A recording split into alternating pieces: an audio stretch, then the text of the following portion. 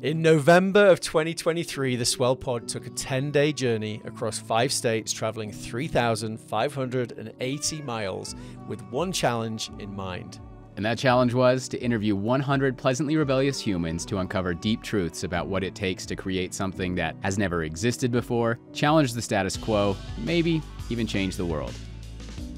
This is the Kiln.RoadTrip, created and produced by the Swell Pod. In partnership with Kiln, Moterra Camper Vans, and sponsored by Taurus. I'm Spencer McKeown. And I'm Josh Taylor, and together we're the co-hosts of the Swell Pod and your guides on the Kiln.RoadTrip. Follow along on the journey. Be sure to subscribe to the podcast, follow the Swell Pod on social media, and subscribe to your YouTube channel at, you guessed it, the Swell Pod. This is interview 1 of the Kiln.RoadTrip, and today we're at Kiln Provo talking with Mark Mann. Mark is the co-founder of the Backcountry Swell, a company that makes outdoor products from 100% recycled plastic, inspiring people to go outside, shred sustainably. Thanks for tuning in. We hope you enjoyed today's episode. This is a big one. This is it. Are we recording? We are recording, yeah. So this is it. First one back for season 3 and a totally different season where we're blowing it up with 100 interviews. And this is the Swell Pod, but it's the Kiln.RoadTrip. The first interview on the Kiln.RoadTrip. On the night of the send-off. Thanks, Mark. Yeah, this of course. Is good. Happy to be here. Yeah, it's very exciting. Tell us a little bit about who you are. I know I could give an intro, but I'm going to get you to tell us a little bit about who you are and what you do. I'm an avid outdoorsman. Have enjoyed being outside since I was a little kid, and growing up didn't have a lot of toys, so that's where I always found joy, was being outside, enjoying what's out there. That's great. So, where did you grow up? I grew up born in California. I grew up in Las Vegas. I've kind of moved around. I've lived in Idaho, lived in Florida, and now I'm here in Utah. That's great. So can you tell us something maybe interesting about yourself that maybe not a lot of people know? I am super into music. I am a lead singer of a band. Oh, no way. Not like, anything crazy, but what kind of music? It's like Southern inspired rock, I would say. Okay. Dad rock. I think, nice. I wonder if we could, so we're putting together a documentary about this whole thing. If you got some songs, maybe we could feature a song in one of the parts of the video. That would be amazing. Yeah, is that cool? Of course. Yeah, that'd be awesome. There we go. We've got even more gifts coming to us now. Yeah, I love that. I actually really like that. So you sing, you said? Yep. And any instruments, sorry? Play guitar. Play guitar. Yeah. Okay. Very cool. Wow. So tell, I'm kind of interested to know what led up to, or even what other things you've done in your life, but I think getting down to this nitty gritty kind of where it started, this backcountry swell. So what was the moment, and tell us about it. So I'm living in Korea with my now business partner, Wyatt. And we had this penny board we found on the side of the street, snapped it in half, trying to tray flip it. And we're bummed out because you can't get penny boards out in Korea. And we're just trying to skate this penny board. And so we end up melting the both halves of it, and then like sticking these chopsticks like through both halves of the board and like sandwiching it back together. So we're just melting this plastic in our apartment. Yeah. Super dangerous. Probably smelled horrible. Don't recommend it. Yeah. But it was at that moment we were like working with plastic and kind of like fixing this thing that normally would have just been trash to a lot of people, just so we could ride it again. I love that. It's kind of this moment where. Did it work for a while? Yeah. Yeah. No, it worked for quite Stayed a while. together? Yeah. Eventually it broke, but. So you had kind of this moment where, you like, I want to keep skating. We got to fix this board. But I guess how did it go from that moment to then kind of getting to ultimately this idea of like, well, let's start doing this more, right? Let's repurpose and do what you're doing now. Yeah, I think so. Wyatt and I, both super avid outdoorsmen, avid snowboarders, skateboarders, anything you got 2 feet on the same plank in your riding. Yeah. We both do all that. We spending a lot of time outside, and spending time in Hawaii specifically, the surfers would talk about how much microplastic and how much plastic waste is in the world. 300 million tons of plastic waste every single year. And that's only getting, more and more.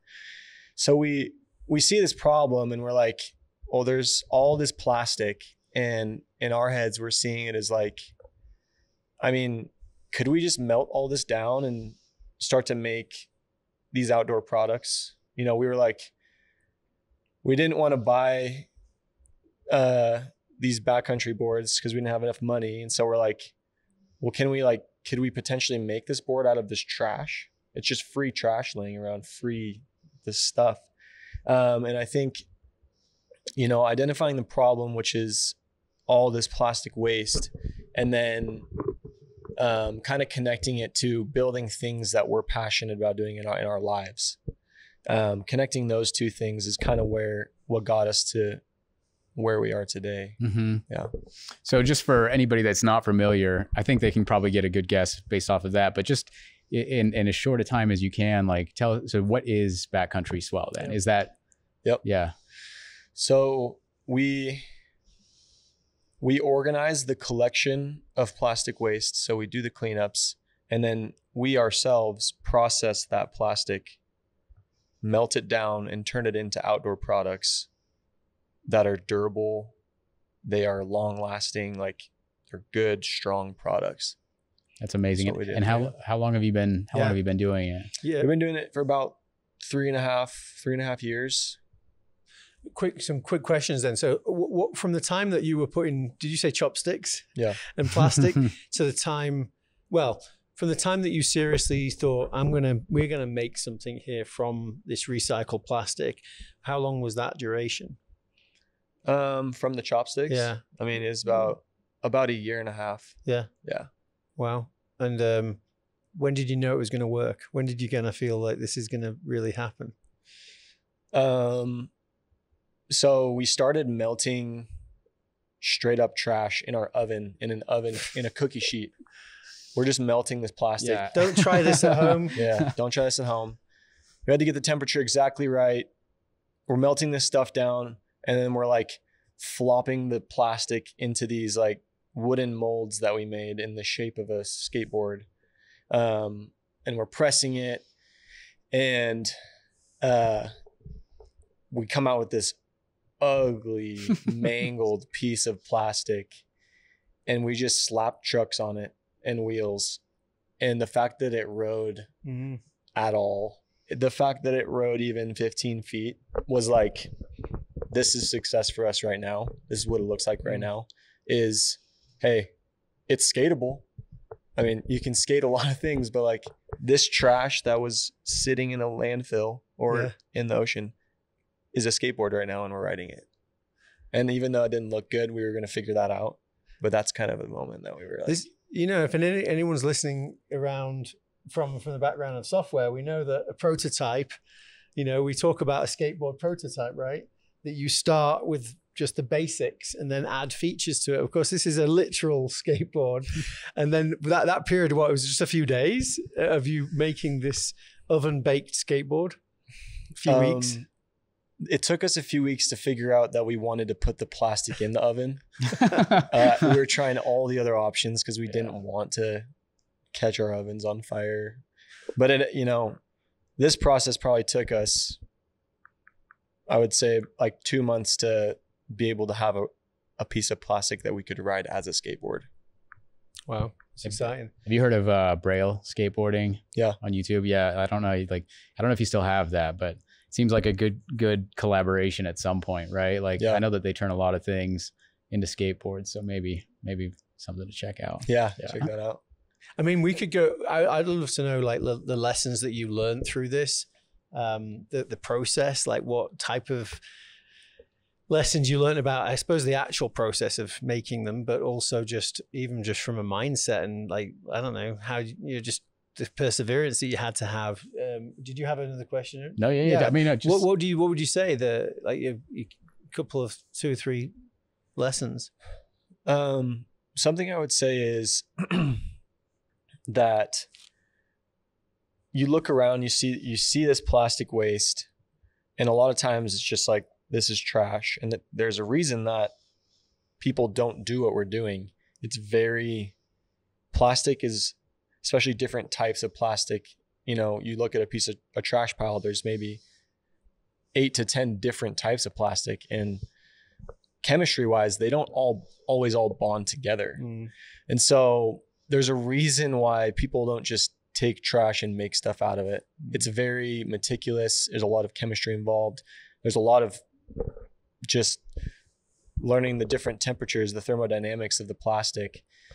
You have to really work with it to figure it out. And so it took most of the time, I say, and the biggest thing we have had to overcome is for the different products we want to make, you know, the temperatures, all the little things for how to get this trash to bond together to become a skateboard that can get put under the stress that the skateboard's put under. And so there's just, I mean, when we come out with Backcountry Swell, the Swell board version 1, that's really version 86. Yeah. You know, like you said about the prototyping with skateboards. And like, I would say there's so many no's that were in our way where it's like, no, you can't do that. You know, you can't bond those two plastics together. No, you can't do this. There's a lot of no's that stand in the way of your yes. And I think that we just really wanted to make it happen. And so like we were able to go through those 85 boards to get to the 86th one. That worked and was workable. And so I think the biggest thing we've had to overcome is all those no's of like, the boards keep breaking. They're too flexy. Like they're flexing too much when people are riding them. They're too stiff. The plastic is chipping and we're making more plastic pollution. You know, there's a lot of, these are so many things kept happening that were in our way. But and do you literally mean that many? Like in the 80, for sure. And where did At you? least. So let's get you to show us one of your skateboards. Can I actually ask a couple quick questions? Yeah, just another question. So like, how were you actually testing these? Like, what were you doing? Were you going out to skate parks? Were you like, how were you getting, I guess, user feedback? You know? Yeah. We were sending boards places. We also just would bring them to the skate park and have other skateboarders just ride them. Yeah. That's pure feedback. You know, skate parks, they're pretty intimidating. Yeah. Guys are just going to tell you like, this sucks or it doesn't. Yeah. So we had people skate it and they were like, dude, this is fun. The fact that they could do, you know, the tricks they were doing on a normal, you know, wood board and you know, grinding rails is a lot of stress on a board. It's like a lot of stress on one pinpoint of a board. They're able to do that. That was a lot of validation for us, was like going to skate parks, having real high level skaters, not that we're not, but like people that aren't scared to stomp on a board, right. You know, putting that just really test stress on it. Yeah. Can I ask 2 more questions? Yeah, go for it. Let's go. So, you know, like you go into these things, I think, with some sort of assumptions, you know, and I'm wondering if there was any moment where, you know, all of your assumptions were just kind of shattered and you're like, oh, I didn't expect this type of feedback or this thing to happen, and maybe sent you in a different direction than you were originally thinking. Anything like that? I think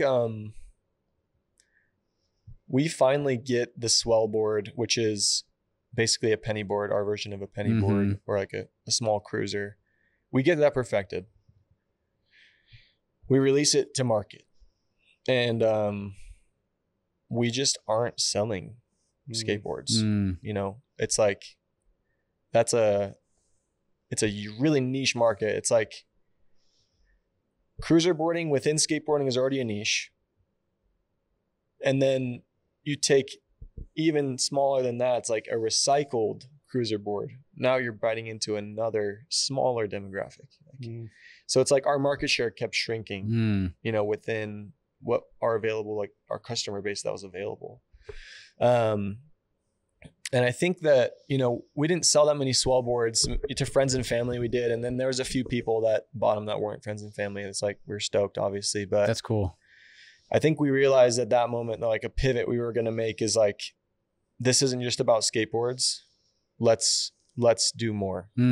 Let's do more. Yeah. That's kind of where we pivoted. Cool. And then so ultimately, you know, kind of what's the vision? Like, where do you see this going? And kind of, yeah, tell me what's 5 years from now for Backcountry Swell, I guess. Yeah, it's a good question. I think for us, like, we really want to be, you know, with the name Backcountry Swell, we want to be involved in like a lot of backcountry snow sports. And I think looking 5 years down the road, you know, our POW surfs, our touring setups, they're competing with like high level competitors, and we're seen as, you know, an up and coming competitor in the backcountry space, you know, competing with the Union Rovers, competing with even the Burtons, the Forums, the just these bigger snowboard companies. We want to be seen as like a serious competitor. And I think that's like in the snow sports space where we see ourselves heading within the next 5 years. That's cool. Yeah. Yeah, I love that. That is wicked. Yeah, one other question. Wait, I know we got to show off the product. We got to see the product. We got to show off the product. Go on, then, one more. Well, just, you know, the whole thing about our podcast right now and this trip is, you know, what do you, I mean, I heard perseverance, you know, getting past the nose, but I'm interested in a lot of experimentation. Definitely. I'm interested in kind of, if you were to answer this question, what do you think it takes to create something that's never existed before? In your opinion, what is that? What would that take? You just got to be like so ready to fail. To do something that's never been done before is a reason it hasn't been. Yeah. And so I think you've just got to be like ready to meet the failure. You're just like, perfect, that board broke. All right, what's next? And it's like, you're not just saying, all right, that broke. Like, I think we'll stop now. Yeah. It's like, all right, that board broke. What's next? Yeah. All right, this is too flexy. What's next? Yeah. Let's accept this, you know, accepting that failure, like head on as positively as we can. It obviously gets frustrating after hundreds of iterations of products. It reminds me of, I mean, in somewhat, you know, I'm sure, you know, from skateboarding, right? Like how many times do you try to land a trick or something like that? And I mean, some of that has to transfer over to that mentality that I think you guys have. So that's really cool. Yeah. All right. Well, no, I just said, not, because I never, I longboard, but I don't, the tricks are too difficult for me, but I do snowboard. But this is great. No, well, there's time for another question, but can you show us what you've got, or at least one or two of them? Yeah. Before we get into the rest of the episode, we want to thank the partners and sponsors who made the Kiln Road Trip possible. The Kiln Road Trip is brought to you by Kiln. Kiln is a boutique co-working and flex office community with 13 locations in 6 states across the West, dedicated to providing innovative workspaces that empower your team to thrive. Whether you're a solo visionary or an enterprise-level team of up to 100, Kiln transcends being merely a place to work. It's a hub for learning and connecting with like-minded professionals that will make you and your team love where you work. And if you haven't stepped foot inside a kiln yet, you really need to. On this road trip, we visited every single location, and trust us when we say once you see these beautifully designed spaces, meet the talented team, and connect with fellow members, you won't want to work anywhere else. Locations include Utah, Colorado, Idaho, Oregon, California, and Arizona. And they're growing too, with multiple locations set to open in 2024. Yeah, so be sure to check out the kiln locations nearest you by booking a tour at kiln.com and answer Swell in the question, how did you hear about us? Once you complete the tour, you'll be entered into a competition where you could win a 1-year membership, their club membership at Kiln. Yep, you heard that. That's kiln.com, book a tour, and be sure to mention Swell in the question, how did you hear about us? The Kiln Road Trip is also brought to you by Moterra Campervans, a luxury campervan rental company for iconic road trips. Their top-of-the-line vans are available at 7 locations located near America's best outdoor adventure destinations. They have consistently earned the highest customer ratings in the industry, making Moterra campervans your gateway to adventure without sacrificing on comfort or service. That's true, and initially we wanted to take this journey in a 1960s VW bus, but thankfully we found Moterra instead. With 3 van options, we took the Pop Top Classic, which sleeps 4 and is best for those who want to maximize floor space and storage. This was critical for us because it needed to sleep the entire crew, we needed space to edit, and we were traveling with large amounts of equipment, luggage, and other goodies that we picked up along the way. And this van took us through all 3,580 miles of the trip. Super comfortable and sweet to drive. And actually, Moterra offers fully planned itineraries if you'd rather leave the planning to someone else. Visit gomoterra.com/swell. That's gomoterra.com/swell.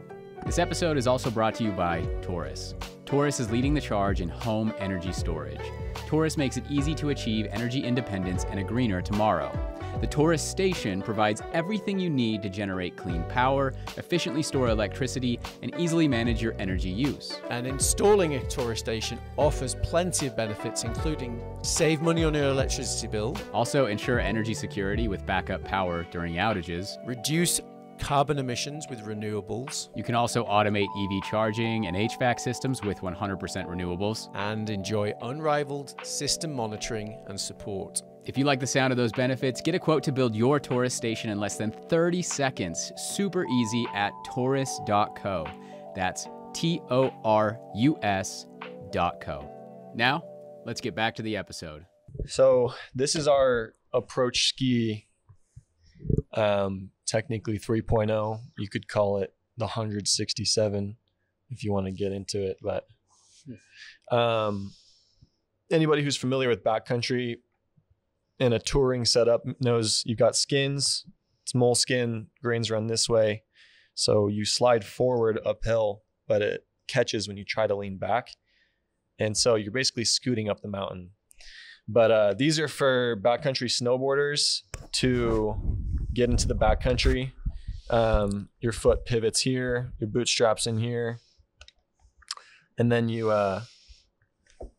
obviously got that for when you're going up steep surfaces. It's like a riser.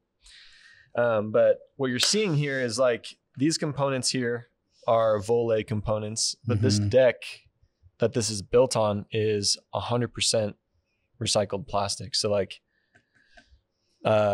this plastic specifically was in a farmer's field as irrigation pipe. That's amazing. And so all the plastic that we use for these boards, that's what it is. And so that stuff that's going to end up literally, it's got a 5-year shelf life in it for an agriculture lifetime. And they replace those every, 5 to 8 years. So these, they're just going to end up in the trash and then eventually into the ocean or landfills, which eventually end up in the air we breathe. It's kind of crazy. But so this is 100% that recycled plastic. And so I love how there's that story to it as well. Yeah. This is from an irrigation pipe and the farmer used. That's incredible. I think that's cool. How do you, just short, I know we're running out of time, but like, how do you scale that then? Like, is it just relationships with when they replace them that you have this pipeline of plastics coming to you? I mean, how do you scale it? Yeah, that's a good question. I think it kind of relates back to the 5-year plan question. In 5 years, we want to have a massive community of people working with us to help do cleanups and collecting, plastic, because the scalability, it isn't like we don't have plastic out there. There's 300 million tons. It's more than we could ever. Right. That's more approach skis or pow surfs than we could ever make. And so I think, coming back to that 5-year plan, it's like, we want to build this community of people that gets together. We do cleanups in all these different states. We have a really strong community in Hawaii and all over the world. There's people that clean up, but like scalability wise, it's like bringing community together to get behind a cause on cleanup to make products that get people outside. And when people get outside, they become more aware of the problem. And in turn, it's like we're creating this opportunity for people to become aware of the problem and to get outside and to become part of the community. And so scalability, that's like, let's build the community. That's what it's all about. Yeah. It's very much, I love it. I mean, from a Swell perspective, right? Like this buildup of momentum, buildup of community. Yeah. You know, I think that's a very interesting. That's going to be, and not an easy. No, it's not like, how could I make the easiest possible way of building a company selling this type of, sportswear? It's actually, but that's part of the, I guess, the satisfaction and the impact that you want to make. You wouldn't probably want to do this without that, right?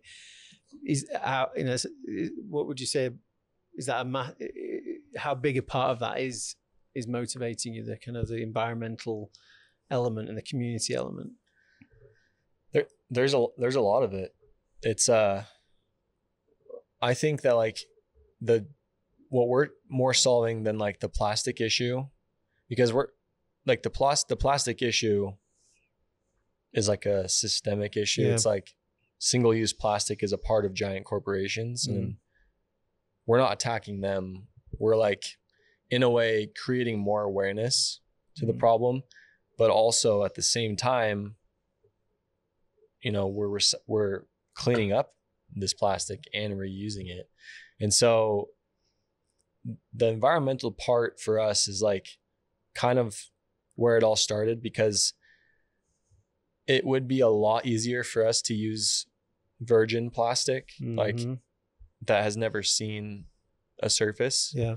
And it'd be, a lot easier. We come home from cleanups with trash bags full of construction helmets, plastic spoons.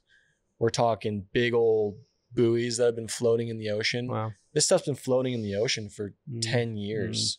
And so it's brittle, it's nasty to work with. Like, we have a lot easier path using virgin plastic, but we chose, really, we're trying to prove a point. It's like, hey, this stuff isn't junk. This is a durable piece of equipment that was made out of this junk.